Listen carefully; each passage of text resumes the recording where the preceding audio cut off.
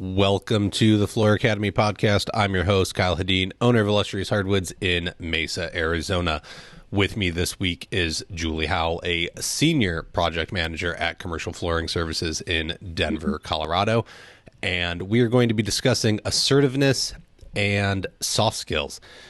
Julie noticed a problem with her team where obviously as you move up the ranks and you grow in your role, you want to be able to hand over past clients, and she was not always able to do that. There were certain clients that were wanting more of her and would only want to work with her, and so she realized she needed to really start training her team to be able to take over these positions, which was going to require them to be a little more assertive, but also have good people skills so that they could ensure that they would continue to get work with that client. They could make sure that their needs were met on projects that were ongoing, and of course, just provide great overall skills. Not everyone is always interested in teaching soft skills. I think it needs to be a more common thing. It also needs to be, we get afraid of training our employees because we worry they're going to leave. Well, the common saying is, what happens if we don't train them and they stay? So you have to invest into people. That's what we're going to be discussing today. It's going to be great. So before we get started, I have Julie introduce herself. I've got the little housekeeping that I need to do. Floor Academy Podcast is your weekly business source to take your small business and help grow it into an asset to get you those systems, those processes, those skill sets that you need so that you can have your time back and you can own an asset instead of just owning a job and be stuck working in it 18 hours a day and be miserable. We all started because we wanted more free time and we end up with less of it. So this is how we go about fixing it on a weekly basis. We're going to help you get to where you need. Make sure that you subscribe on whatever platform you're listening to. If you could leave a review, that would be great and much appreciated. It helps me punch way higher in the rankings than what I'm actually doing with the listens. So that would be much appreciated. I'm going to start a new feature, and I remembered to print them out today and have them, where at the end of the episode, I'll read a couple of 5-star reviews that I've gotten. And so I appreciate everyone that's left those, and I appreciate everyone that's subscribed. It helps me with being able to present this to sponsors. That's enough out of me. Julie, who are you? What do you do? Why do you do it? Good question. My name is Julie Howell. I do live in Denver, Colorado. I've been here a little over 3 years now. I'm a senior project manager for a commercial flooring company called Commercial Flooring Services. I mean, it's real creative with the name of the company. I do have a background in general contracting. I came from Oklahoma. I had an 18-year career there before I decided to up and move. My son went away to college, and I decided to move where I wanted to ultimately live. And so came up here and found a good fit for the type of work that I was looking for and the type of people, and it's just it's been a really great experience in the 3 years I've been here, even though it was during COVID when I moved. So but now that the world's opened back up, it's really, we're expanding, and there's a lot going on, so it's great. Good. What was the background? We talked previously, and I don't remember everything. I apologize. The background in general contracting was, you worked for general contractors, or were you weren't the general contractor, right? I forget. Well, I have a degree in construction management from Oklahoma State. There we go. Many years ago. And I basically worked for 18 years in all different types of capacity in general contracting. I worked for small contractors I started as a project engineer, worked my way up to project management. I worked in corporate marketing for a large commercial contractor that's actually has a branch office here in Denver that was based in Oklahoma. My husband and I at the time opened another company, branch office for another company in Tulsa in the late 90s. So I've done a little bit of everything from billing to, actually running crews and estimating and scheduling and actually project management all the way through from the beginning to end. So, but now I'm more of a specialty contractor now that I'm in flooring. Okay. And I've heard I'll never be able to lead flooring now that I'm in it. That's what I've been told. That's it's a weird it's a cult, experience. I don't know how it happens, because I stumbled into it I don't know. 7.5, oh, well, no, almost 8 years ago now. And I don't want to leave. The people are absolutely fantastic. The industry's amazing. Not that it doesn't need some fixes. I think they all do, but it's been a great journey, and I wouldn't want to be anywhere else with any other people. But yeah, it's a weird thing. I haven't been able to figure out why you can't get out. I think only a few people intend to go into it. I think most of us stumble into it somehow along our path. So that's what I've found with the most people I work with. So I would agree. It just kind of a lot of people just fall into it. I do gravitate. Yes. I do want to hit on, so obviously you are a woman in the construction business, and I love talking with women that have found ways to be successful here. That wasn't always the case, though. I know definitely when you graduated and started in the industry, you were, not that women aren't a minority now, but they were even more so, and it was a little bit harder in the workplace. People definitely weren't as accepting. So what was that journey kind of like for you to come into the industry and gain respect of crotchety old men that were probably in charge at the time?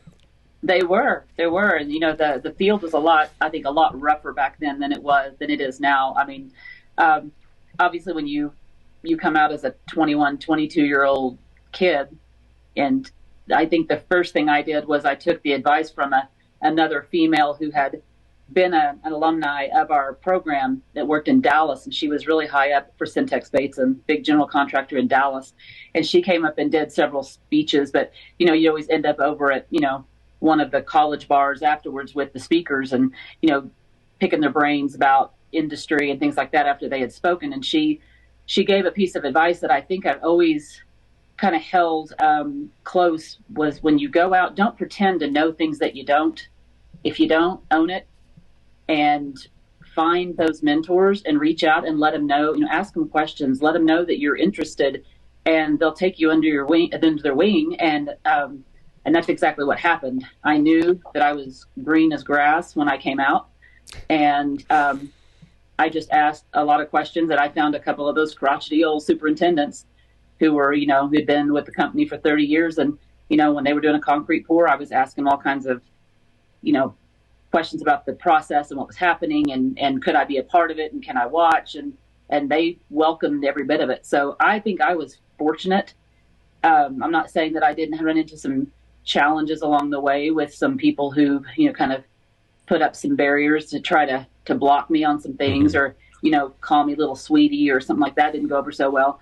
I just learned at that point, I think was when I started learning to be assertive in standing my ground when I did know what I was talking about, as I was gaining more knowledge, gaining more respect.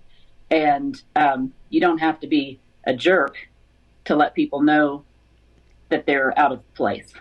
And I rule more in a quiet way. When I get really quiet is when I'm serious, and I'm either getting ready to blow, or I'm trying to sort my words in my head before I say something out of line, and so I can stay professional, use that assertive tone, and get across what I need them to know that I'm trying to get out of them. So it's been a journey, but early on there were very few women in the market. I was one of 10 in my graduating class, I think, of my little group, all guys and me. And that's just, I just kind of got used to it. So. Yeah, and I think a lot of women along the way have, and it's nice to see that there are more now, and it continues to grow and expand. And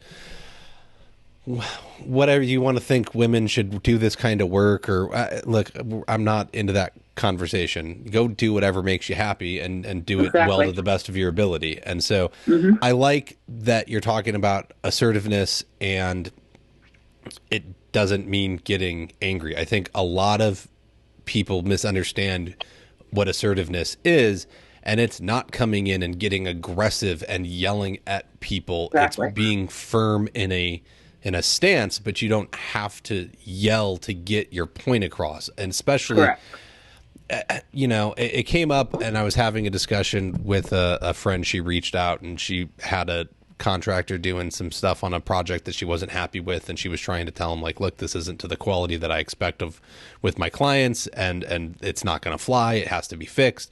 And the guy kept talking over her and getting loud at her and not respecting her for what her position was as the designer on the project, and being able to say, like, look, I brought you in to do this. You need to do it to like these standards. This is what the book says. Right. And I was like, well, you got to let him know. And she was like, well, no, but a man GC could come in and just start yelling at everybody and they'd all fall in line. And I was like, whoa. No. Just because they do it doesn't mean they're happy about it. Men may get yelled at and then go begrudgingly do a task, but we aren't going to do it as well as we can. We're not going to do it as fast as we can.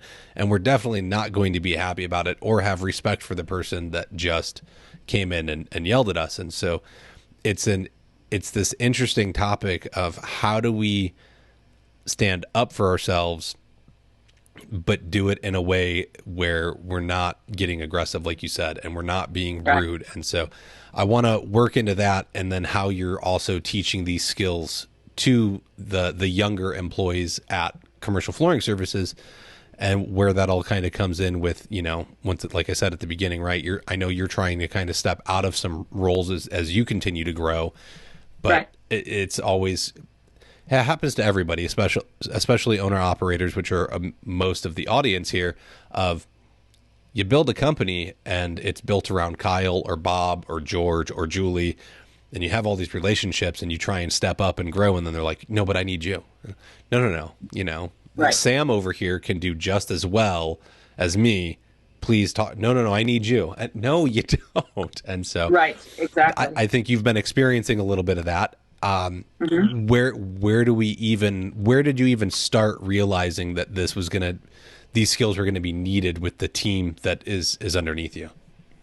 Well, right now, the team that I've got underneath me, they're all in their early to mid 20s. And I think it's no surprise that with the amount of technology and COVID and all of that, we talked about, there's a lot of people talking about how that one generation is losing the face-to-face communication skills. Everything's by text. They're not getting together. We couldn't wait to leave our house when we turned 16 and get a car. Kids aren't even getting their driver's licenses now, because why would they need to? They have all their friends, just a couple of, taps away. All the social media, their communication skills they're not speaking, they're texting everything. They're typing words that don't even, it's not even like a language. It's its own language. I don't even know what some of the things mean, and I see some of that.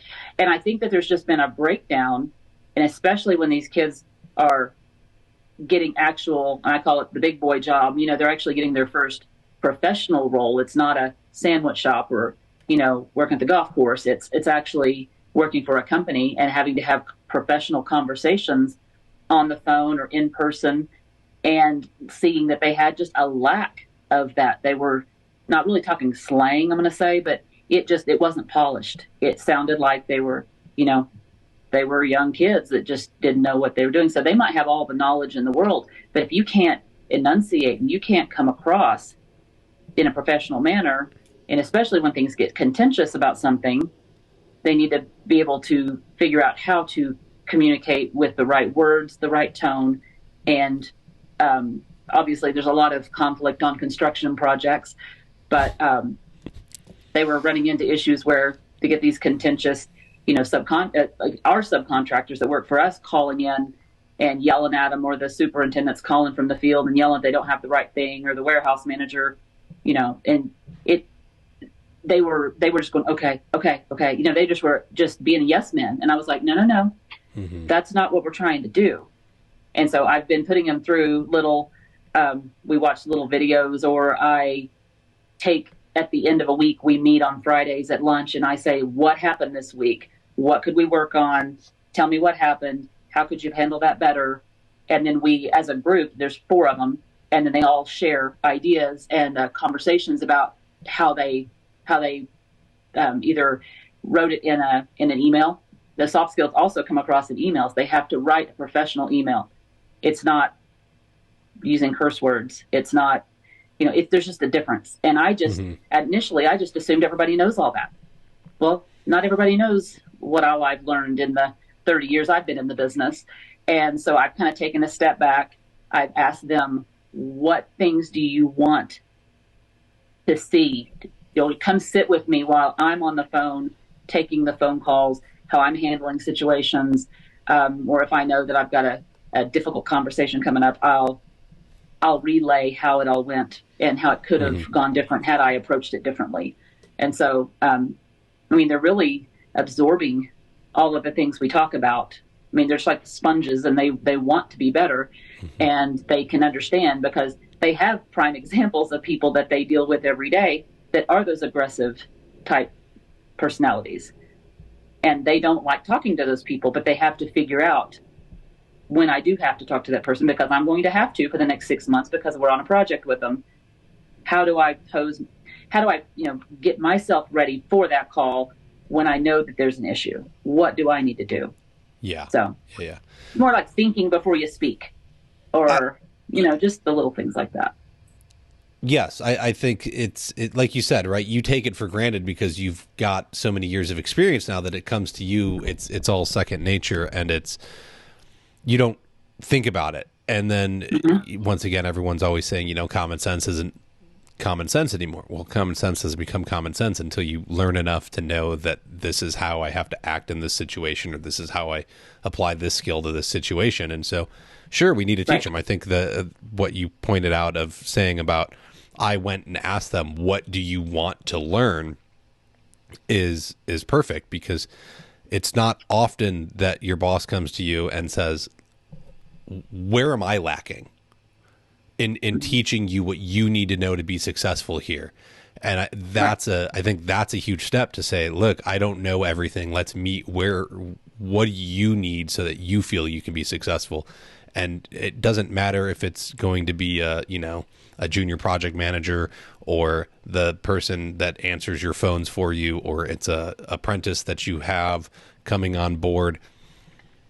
That conversation needs to happen. It needs to go both ways. And look, I see skills developing here. I don't see skills developing here. If you're not communicating, how do you ever expect them to grow? And I don't know that in the construction industry,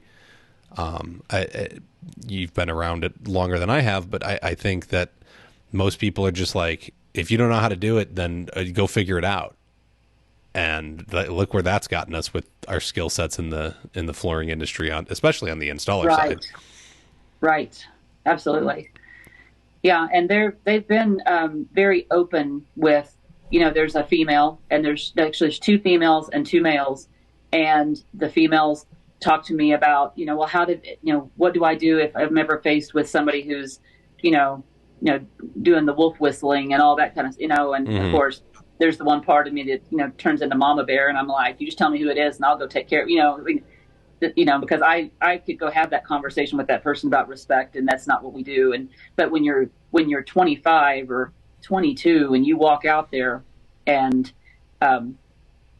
you can probably expect something, some jackwagon's going to say something that's off color, or that their boss might not be around and they might make a little comment or something.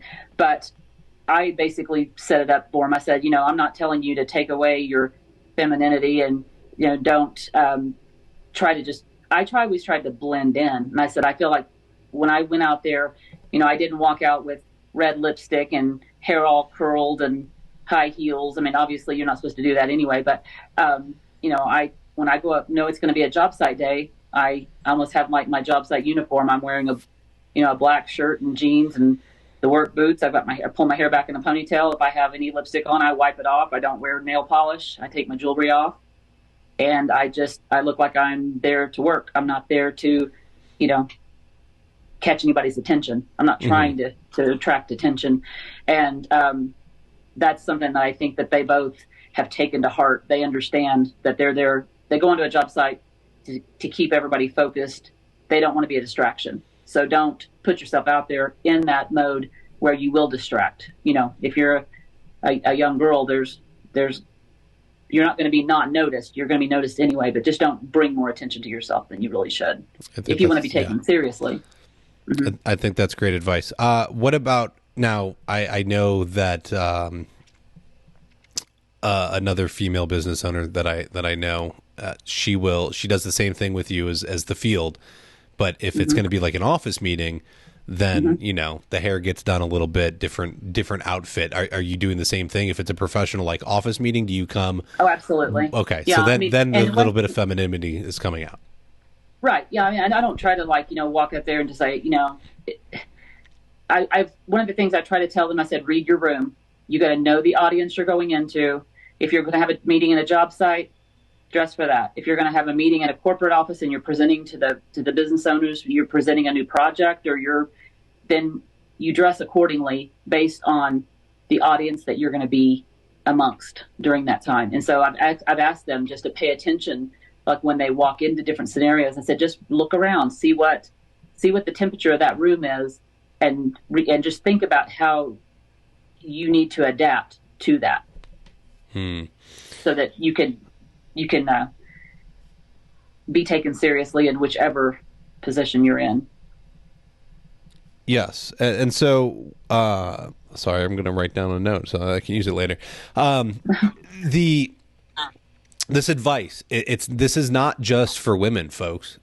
As a man, right, we need to go on the job site and we need to look a certain way if we're going to be dealing with the blue collar workers, and we're not in that white collar environment, especially as an owner operator. It's one thing to be able to show up and work all day and have blue jeans and a t-shirt on. But if you have a bid after the project, then, you may want to keep a nice pair of clean jeans and a polo in the truck so that you can change into it and you can go present a little more professionally. Now, granted, I've let clients know, like, hey, I'm going to be coming straight from the job site, so they know what to expect because I don't have anything.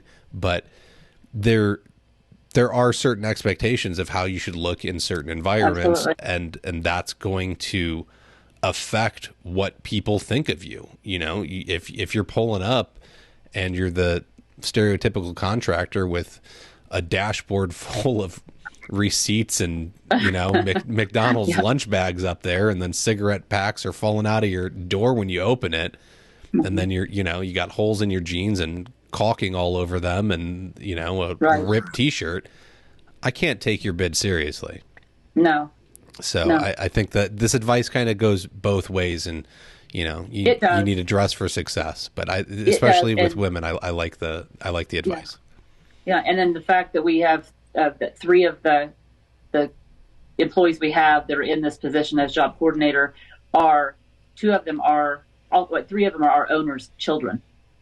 And I've had that conversation with them too, that, you've got a different target on your back. Not only are you young and green, but everybody thinks that everything's being handed to you. Now, I've made it clear to everyone else that works with them that they're actually treated probably harder. Their father is harder on them, and that's why he has a layer of a different manager that actually they answer to. He doesn't want them directly working with him at all. He wants them to earn their own way. He wants them to gain their own respect, prove that they belong. And I've watched a great maturity, especially in his son, who, when I first met him, he was, this is Corbin. If he watches this, he'll know I'm talking about him. He was in that kind of punk. He would come in with like pink hair one day and come in with, ripped jeans. And I mean, it was just like, oh my gosh, we got so much work to do. But when I finally was put over them, I sat down with them all and I had that conversation. I was like, you are a representative of your company when you walk out this door. And so just watching what's happened in the last 2 to 3 months, we had a meeting yesterday and Corbin stepped up and goes, I just went and went shopping and I bought a lot of like really nice shirts and like some, Carhartt pants that are fitted. And I mean, he's like all proud because now he is going out to job sites and he's starting to have those conversations and he gets it. And his hair, the hair is no longer pink and he's toned it down, but I can tell it's registering with them like, oh, I do understand. People are now taking me more seriously because I'm presenting myself, in a better way than as a teenage kid who just works at my dad's company in the summer, So, yeah, for sure. I'm sure dad is extra hard on them. I know I was my son's den leader for Cub Scouts, and I held him to a higher standard because it's a reflection on me of how he's doing things. The other kids could get away with a little bit more of how they acted or talked to me or did an activity, and it was like, no, you have to. He was like, it's not fair. Doesn't matter. Like, this is what's going to be required of you, right? And then somebody else could teach it, and he was like perfect and great, and it was always it's funny. We had a saying like, kids would act up at events, and it was always the leaders' kids.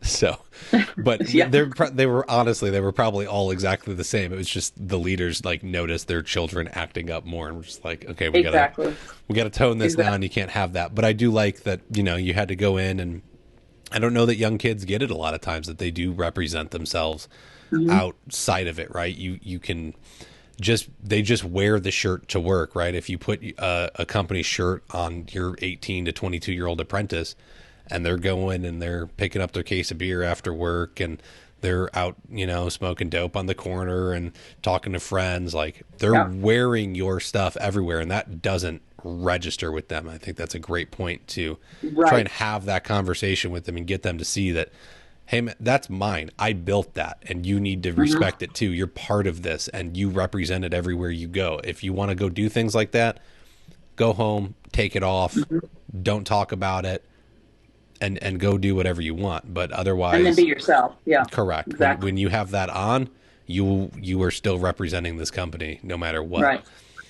So it's interesting that all three of them actually, when they're referring to their fathers, like during business hours, like if they're like, well, Corey came in, they actually call them by their first names during business.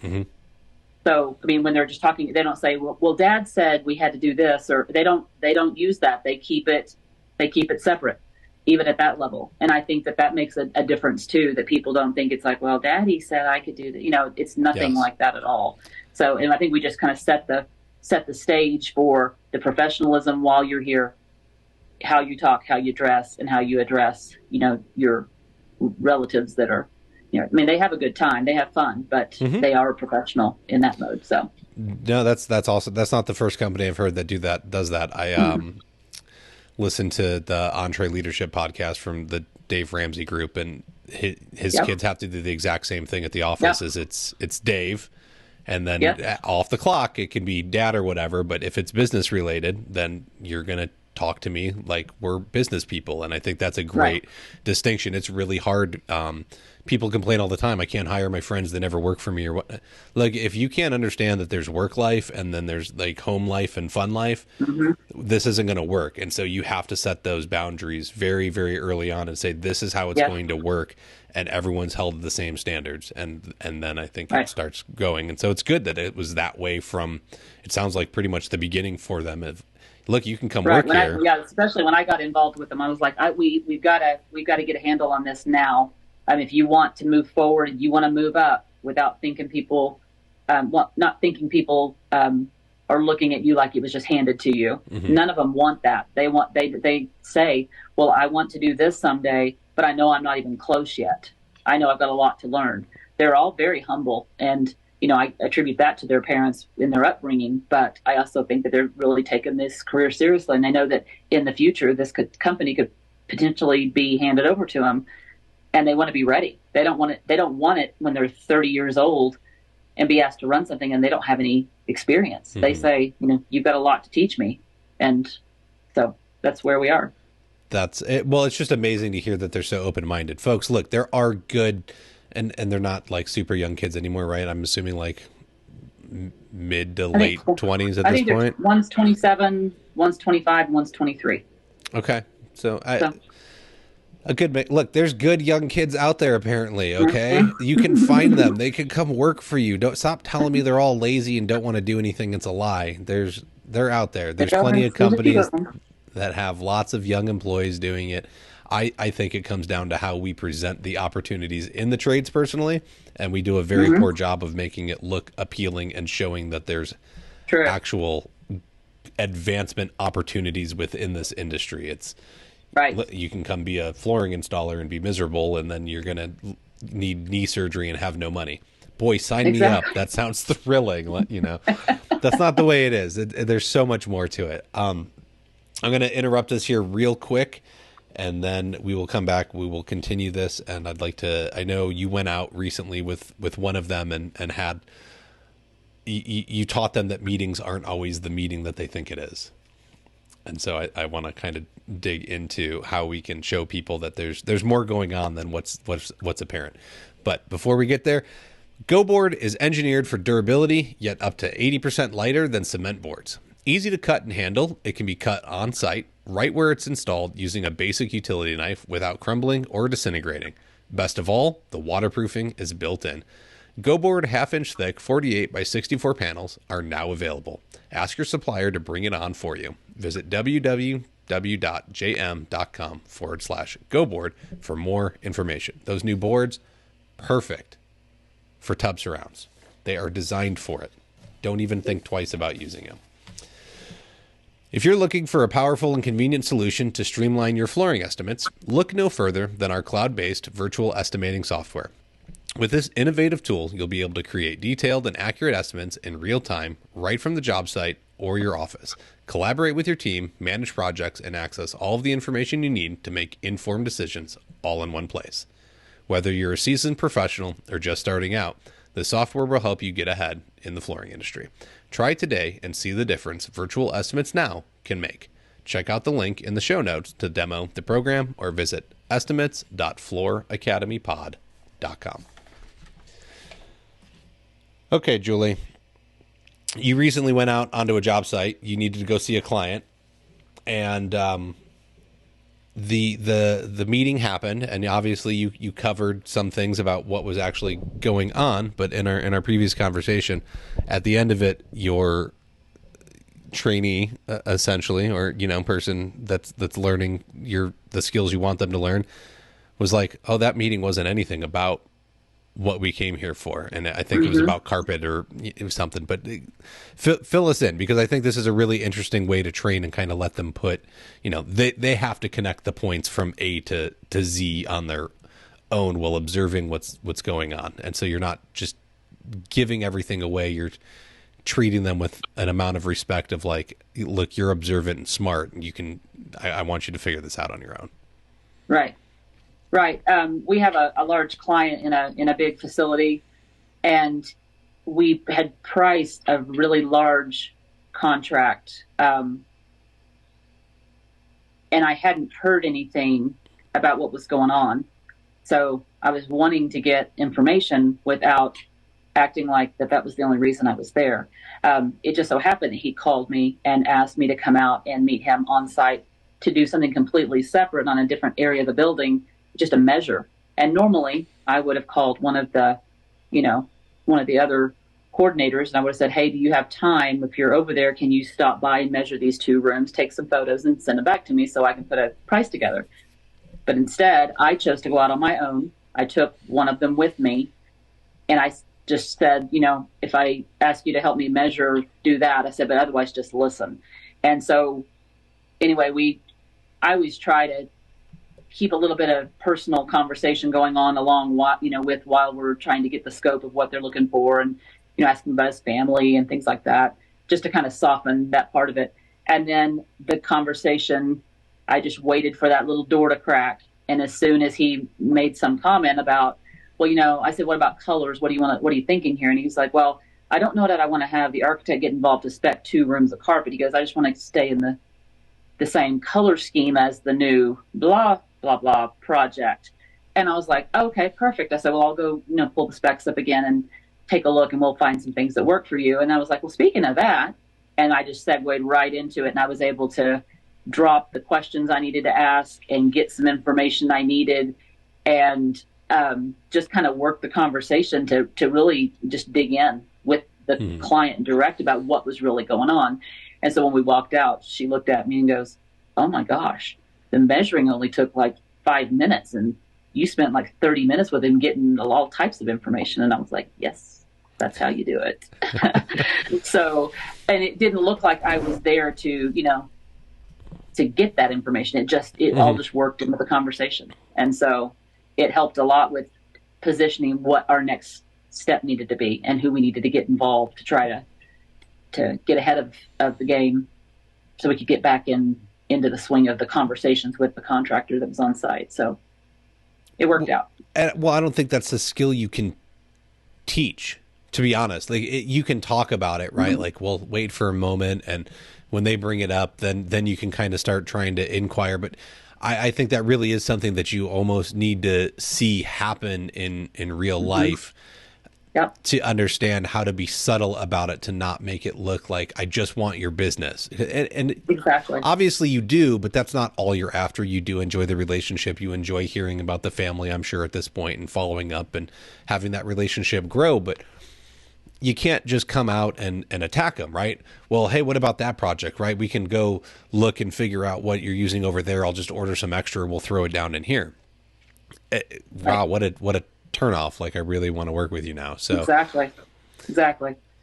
So it was, I think, and I try to use as many real life scenarios as I can when I'm working with them. Like I said, I'll have them come in and sit with me if I know that I'm going to be in a bid scope review for $1 million flooring project. That's going to be a lot of questions that they're going to be hammering me, and so I've got to be ready. And I'll just have them pull their chair up next to me. I've got all my screens up, my estimate, my drawings, everything's ready to go. And so when the GCs are on the screen, ask me, do you have this? Do you have this? And I'm showing them where I'm going.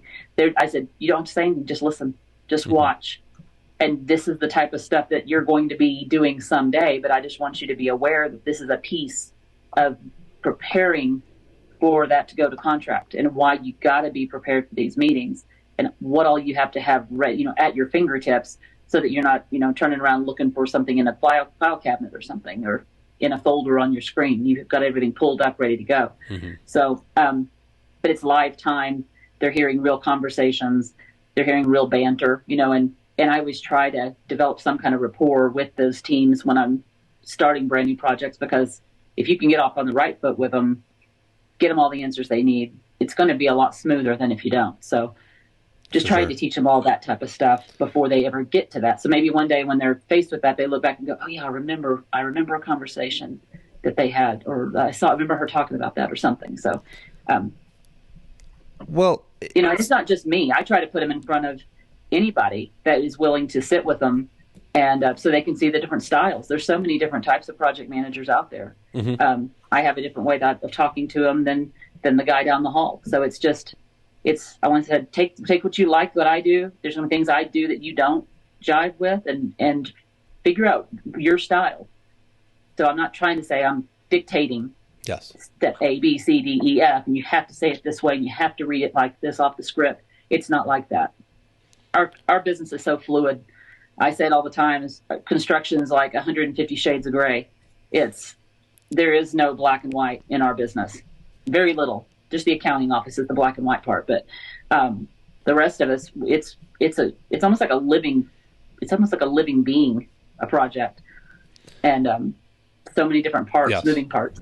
There's definitely more than one way to skin a cat when it comes to a construction project, for sure.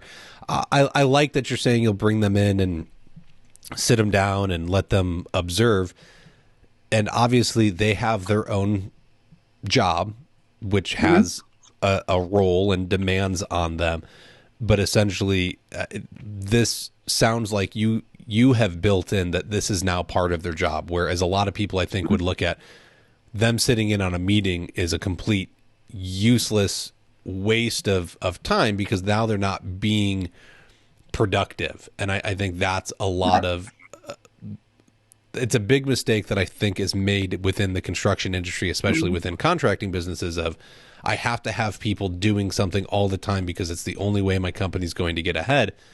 And then you want to go to promote somebody and they don't have the skill set because you never took the time to let them learn it.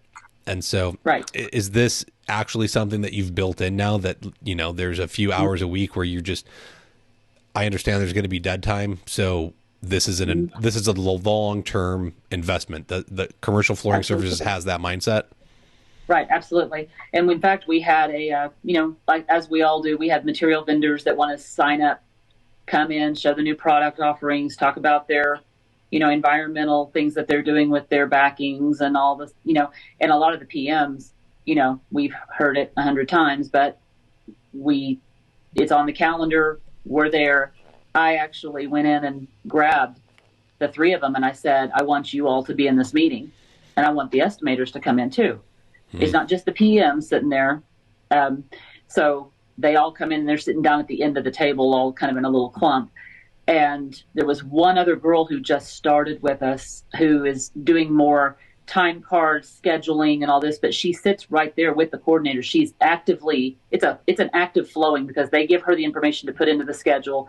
And one day I walked by her office and she had some screen up that was like, what is LBT? And I stopped her. I was like, what are you doing? And she was like, well, I hear all these things and I don't know what they are. And I really just want to learn. And I was like, sister, I got you. So I've sent her all these links and I'm trying to help her, just get familiar with terminology, even though that's not what she's doing. But who knows? She might decide she wants to move into one of those coordinator positions someday when they move on to be assistant PMs or something. So if she wants to learn, why would I not give her that time or stop to ask her question, let her ask questions or whatever. But I texted her during that meeting. I said, if you're not doing anything right this minute, I said, I want you to come in here. And so she comes in. She has no idea what we're even doing. They've got the products laid out. So she sits down there. Her eyes are real big. And the rep starts her presentation. And she says, okay, well, I know that you all are familiar with all the wear layers and all this. So we can skip over that if you want to. And one of the PMs goes, yeah, we're good. And I went, and I held my finger up and I went, no. Julie, I would like for you to go ahead and talk about that because I would like for them to hear all this.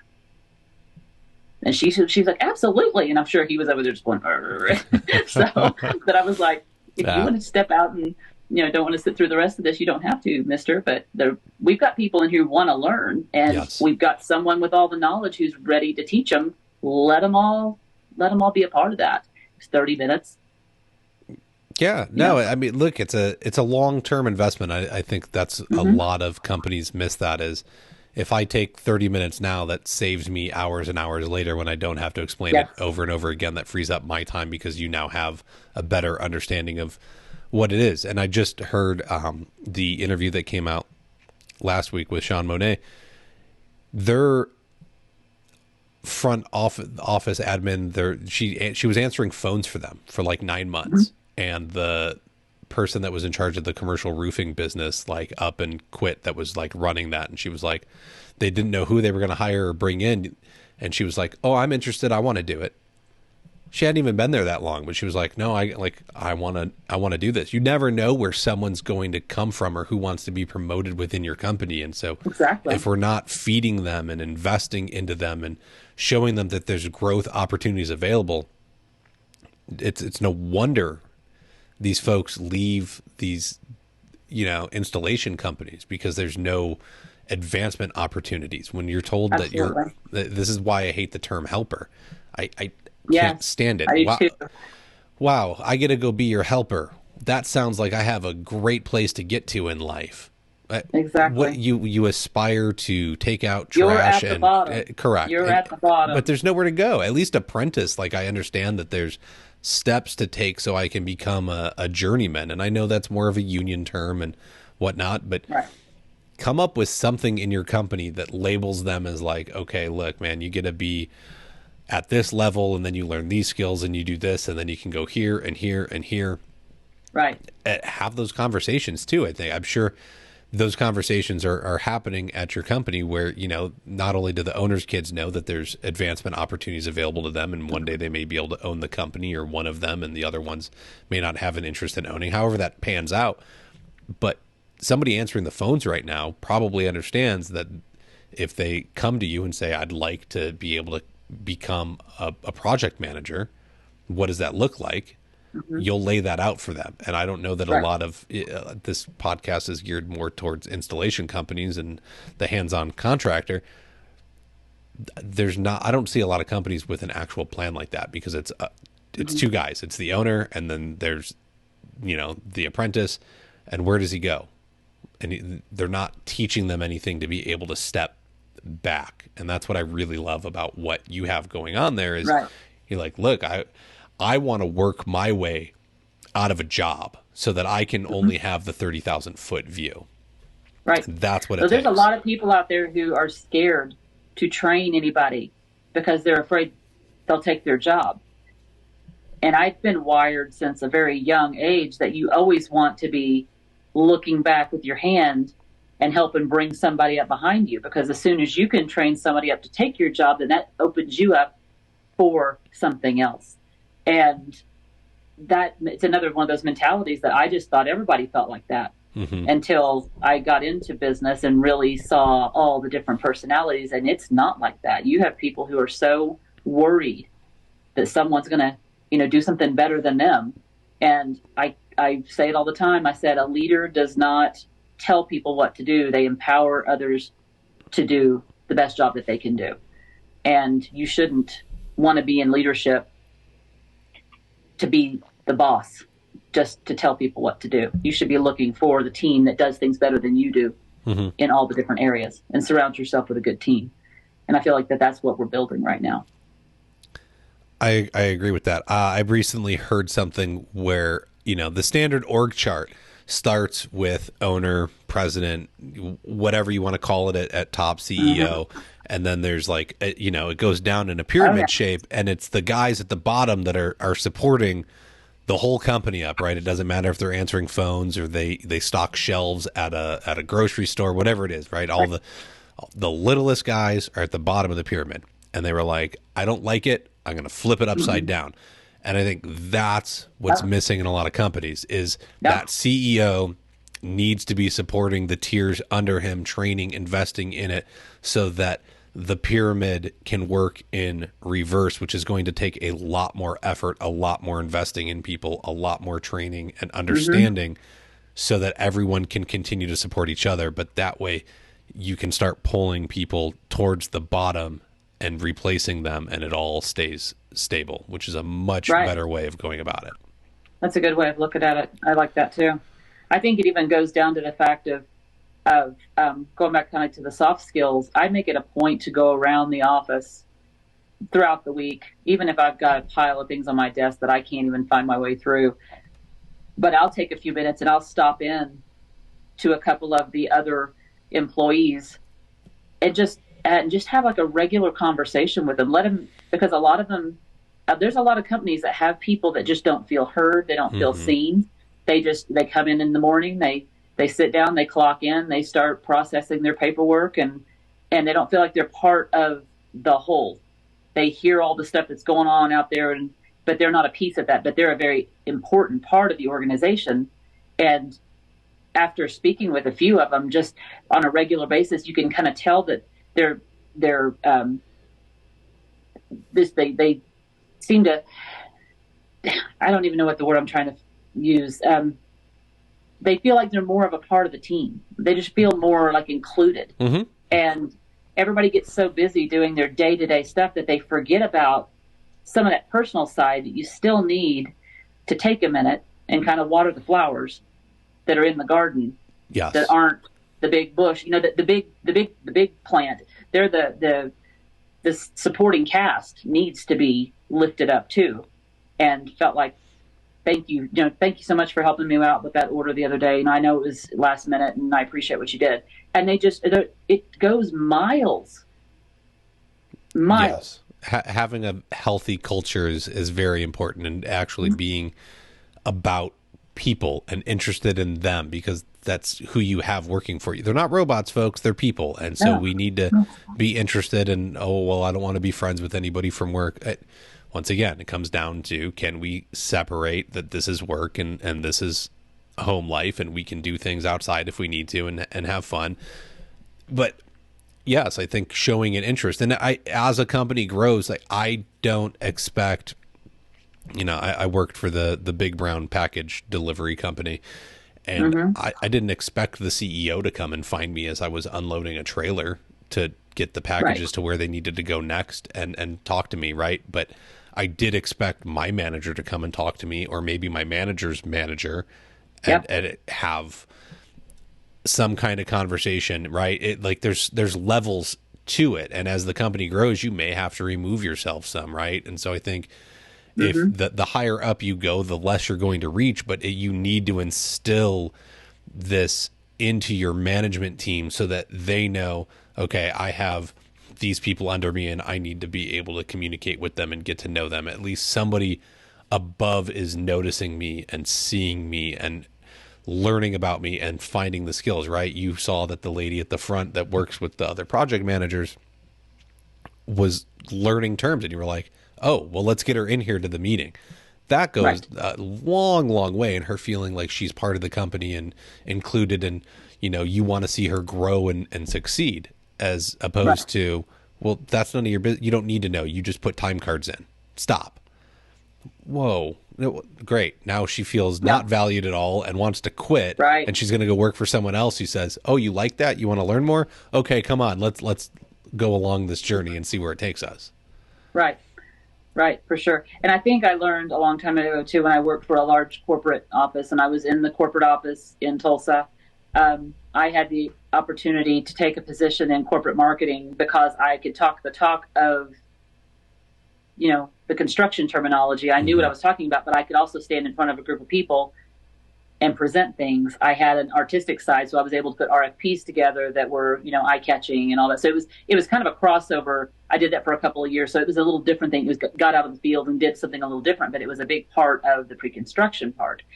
And my office was literally 2 doors down from the CEO of the entire company that had, you know, 6 division offices across the United States. So, you know, he'd come in and tell dad jokes. I saw him as just a man. You know, he was a very important individual in our community as well as in this corporation. But I saw him on a day-to-day basis, so he was more real to me, like a person. And then I would fly out with him on the company jet, like out to Memphis to their office. And I remember the facial expressions. They would just everybody was so rigid when he would, here comes Tom's coming, you know. And I was like, what is happening? And they were also nervous because Tom was coming to their office. But I saw a little bit of that at Commercial Flooring just last month. Our owner wanted to have a meeting with a PM and wanted to bring an estimator in who had estimated a project. They had some questions about some numbers they didn't feel like were right or something. And I had to go in, and he said, go in and ask her if she can join us for this meeting. And so I went in, and she just turned white as a sheet. And I was like, what's wrong? And I said, it's just him. And and here I have conversations with him daily. So yes. He's just a guy to me. And, but you know, she was like, I've never been called into a meeting with him before. I'm just like, I didn't even sleep last night. And I was like, oh my gosh. Oh, no. Please calm down. It's okay. You're not in trouble. I said, they just want to talk to you. And, I said, it's more about you. He wants to give you a chance to defend yourself, to tell your side of the story. He said, nobody's in trouble. He just wants to dig in and find out how we can get better. And so once I explained it to her that way, I was like, I am so sorry. I should have prefaced that a little bit better. But she was horrified that she was going to have to sit in this meeting with the owner of the company and was just petrified. And so there is a disconnect at some point that, you know, maybe he wasn't doing as good a job as going around and making everybody feel like he's approachable or whatever. And he's not an unapproachable guy. He's just busy, you know, and that's what I think is different, is they just get busy and people think that they're untouchable and unapproachable. And it's not never. So I don't think you have to be available all the time, right? You may not be able to go and talk to all of them, but is there an event you can hold? Is there, you know, like some kind of employee get together or meeting where you can be present and have fun and joke around and get to know people? And maybe you don't get to know everyone, but at least they see you in that mode, because I think it's common that it's, oh man, the boss called me in, like I'm in trouble, right? Because they're the boss, they're the higher up. No one goes in there unless they're important and on his level. And so, oh man, I'm getting called in and it's bad. And one reason I don't think I have too much of an issue with it is I was fortunate enough I got to work at a ritzy country club growing up as a caddy. And so we would have celebrities come and things like that. And while I never got a caddy for any of them directly, like we would see them around the club and stuff. And we were told, you can start when you're 13. And so the caddy master always told us, he was like, they're just another person. They're here. They want to golf like anybody else or one of the other members. They're not at work right now. they're but just leave them alone. Don't ask questions. Just let them go. Ignore them. They're just here. It's no different than, you know, Mrs. Howell walking to go get to the tee box or whatever. And that was what was instilled in me from a very young mind. And so I still see people like freak out about celebrities. I'm like, it's the last thing they want. Like, just, they're just like you and me. They eat, they bathe, they have bowel movements. Like they're nothing special, to be honest. No. They have a skill set, and people put them over the top and blow it up. And it's kind of annoying. And it's the same. Look, he may own the company and he runs it, but he's put a lot of really good people in place to help him get there. He definitely wouldn't have done it on his own. So he needs you. Absolutely. Yeah. Just let them all feel validated, and, a piece of the machine that isn't just showing up to do their part. They're actually an integral part of what we need done. And if we didn't have them, we would suffer. So just to make them feel like a piece of the group. So yes, no, I think that goes a long way with these soft skills and being able to be, assertive and step up and kind of own your role and position within the industry and within your company, and then making sure that we encourage our employees to come to us, and we're reviewing where their progress is at, and we let them know, hey, you could work on this or you could work on that. When they're not getting any feedback, then how do you expect them to grow or change or help you run a more successful company? What do you want out of them? What do they want out of the company? And it sounds like Commercial Flooring Services is doing a very good job having these conversations, and there's probably something in place with annual reviews at a minimum, if not more often than that, of, hey, here's your goals for the next quarter or so. Let's review them when we're done, and where are we going? It's all these funny things that the really successful businesses that I get to talk to are set up more like they're a Fortune 500 company. And the ones struggling at the bottom are like, well, we just install flooring. No, we don't just do that. Yeah. That's not all you do. There's so much more going on. Let's start incorporating some of this stuff. Well, no, I'm just a little business. I don't need it. Yes, you do. You need all of these things. Yes, you do. Yes, you do. I don't have time. Okay. 10 minutes a day, folks. 10 minutes will give you an hour a week. An hour a week is 52 hours a year.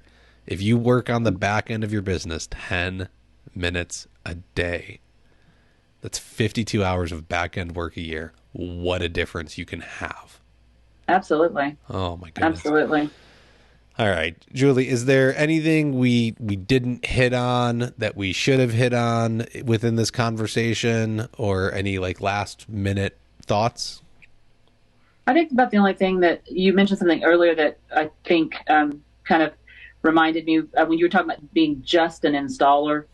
That's something else that I've really talked to these up and coming, maybe someday managers, and reading the room. Like I say, like when you go out to a job site, I have conversations with the installers and I'm talking not down to them. I'm talking to them on their level, having just a regular conversation with them, letting them know how important they are. They're the boots on the ground. If you walk out there in your, you're all dressed up and you just kind of look the other way, they don't feel like they're even, they're a very, very important part of what's going on out there. And I said, you'll gain the respect of those guys. And one day they're going to do things and not come and try to nickel and dime you. They might just do you a favor if you're taking care of them and treating them like they're part of the team, not like just an installer. I said, I never want to hear those 3 words ever come out of your mouth. Yes. And I said, it's a level of respect, and you own them as much respect as you do the CEO of a company. You just talk to them a little bit differently. You just use different terminology. I couldn't agree more. It's the weirdest thing to me that there's so much animosity between manufacturers, retailers, workrooms, and installers, and that the installers are like, no, screw every other part of the industry, and the rest of the industry is like, no, screw installers. And I get it. Like, there's a lot of bad ones and there's a lot of bad things, but at the end of the day, if we could all come together and work together, we all need each other, because if it doesn't get made and it doesn't get sold, we don't get to install it. Now, ultimately, us getting it installed makes it work, and function and makes Susie Homemaker or, you know, George, the office building owner, super happy that he can now rent out his space. But it takes a lot to get there. And so if it doesn't matter that we're, you know, the negative connotation that the word contractor brings to mind is very sad to me, because it doesn't have to be that way. And so that's one of the goals behind this show, is I want to make sure that the industry comes together and embraces all parts, and we work together collectively to elevate the status of all of us, because you have that trade conversation and it's HVAC, it's plumbing, it's electrical, it's carpentry. No one ever talks about flooring. Flooring is not even like respected within the trades discussion. It's just this thing that gets done. It's the pretty part at the end. Yeah, but great. It's the pretty part at the end that actually matters. Like, no one sees your electrical work. No one sees the HVAC work. Yeah, it works good. I'm happy, but people are walking all over the flooring. It's being used constantly, and yet we don't even become a part of the conversation. And we're like the last ones in. We're expected to clean everybody else's garbage work up, and yet no respect. Up the schedule. Yes, all of it. And then it's, oh, well, you guys are just dirty and stuff. Oh, my God. Needs to change. But stuff like this is what's going to change it, is being able to invest in people, teaching them how to talk and have the conversations and how to be assertive and stand up for themselves and have, you know, hold the other parties accountable to what they said they were going to deliver, so I can deliver what I promised to deliver. I think all of that needs to come together. And so I appreciate all of your insights on all of this and sharing your experiences with us, from not only being a lady in construction, but how you've been able to come up and teach others the skills you've learned along the way, and that you're more than happy to share those skills so that not only can the industry continue moving forward in a positive way, but the company you're working for can move forward in a positive way and continue to have an impact in your local community, because I'm sure you get the culture. It sounds like you're building now attracts more people in than the fact that you're a flooring company. It's, oh my God, I work for a great company, probably, as opposed to, no, I work at this place. Exactly. All right. Excellent. All right. I think that's going to do it for us this week, folks. Once again, Julie, I appreciate your time coming on. Go ahead and check out flooracademypod.com. I've got some great files over there, from whether you need a lead tracker, you need to learn what to charge per day with the business budgeting spreadsheet. There is a spreadsheet for doing job costing. That's the word I'm looking for. You can help support the show over at patreon.com/Floor Academy. Even $5 a month goes a long way in helping me to continue doing what I'm doing. Once again, make sure you subscribe, leave a review for me, and as promised, we got a couple. I'm going to start out here. I got a couple pages. I'm only going to read a couple, but we got some international reviews, which I always find really exciting. I love having international guests. So Eagle Rock 007 from South Africa says, my go-to podcast for great flooring discussions on real issues from around the world. We are all the same but different. Great work, Floor Academy. Mad Mall 64 from New Zealand. Great to hear many different perspectives from our industry, thought-provoking and well worth the listen. Floor Boy from Canada. Now I can listen to people talk about flooring while I install flooring. That's what I want. Learn while you earn, man. That's where this really started from. I know we don't have time to go to college per se. We don't have time to get that stuff in after. If you can learn some stuff while you're working and kind of double it up, that way you're going to be able to move forward. If you only get 10% of what's said of this podcast or a audiobook while you're out installing all day, every day, you are 10% further ahead than the guys that aren't, or gals that aren't doing a darn thing. And that, once again, 10 minutes a day, 10% of a conversation taken away, you're moving forward. Everyone else is staying the same. And that's what's going to make the difference in your business and working towards owning an asset. And with one final word, when will the highly anticipated new season of Tice TV from the International Surface event be streaming in 2023? Coming this April to Tice is the premiere of the Spring Product Celebration Series. The season will deep dive into products and services from across the flooring, stone, and tile industry, featuring impressive brands such as Shaw, One Floor, Laser Products, and more. Plus, exciting celebrity news. The new season is being hosted by the iconic Lisbeth Calandrino, who has been captivating the industry and her audiences with eye-opening points, practical tips, and engaging personal stories through her industry experiences, books, and motivational speaking. Discover more at ticetv.com and follow Tice TV on Facebook for live airing alerts. All right, everybody, that's going to do it for this week. We'll see you next time.